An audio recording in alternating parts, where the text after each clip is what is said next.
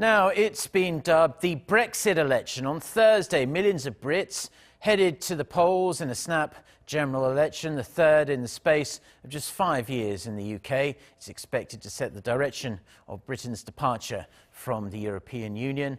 The polls closed just a few hours ago now, and we have our reporter Oh Soo-young on the line to help us break down the expected outcome as the exit poll has been released. So, Soo-young, we are set to see a strong win by the Conservatives. We're hearing a majority of 86 seats.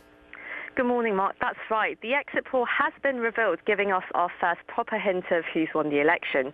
And if it's true, the survey of tens of thousands of voters on polling day expects Boris Johnson's Conservative Party to have won 368 seats.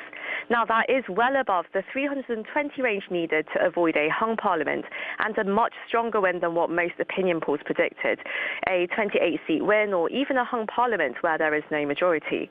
Now, this would mark the party's best performance since 1987 with an 80-seat majority over Labour. Meanwhile, Labour's anticipated 191 seats is set to be its worst performance since the 1930s. That's a loss of 71 seats compared to the last election. So if the poll is accurate, then it's a massive defeat for party leader Jeremy Corbyn, who many say will now have to step down. Well, we'll have to see whether that happens or not. But the exit polls have been relatively accurate in the past. And if the Tories do get a strong majority, which is what it's looking like, the biggest question on everyone's mind, I suppose, is will Boris Johnson and his Conservative Party finally, after 3.5 years or so, get Brexit done?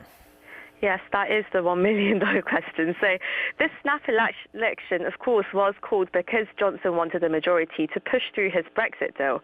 And Johnson has said under his leadership that the UK would leave the EU on January 31st, 2020 on schedule, and that the transition period during which the two parties strike up new trade terms would not be extended beyond December 2020.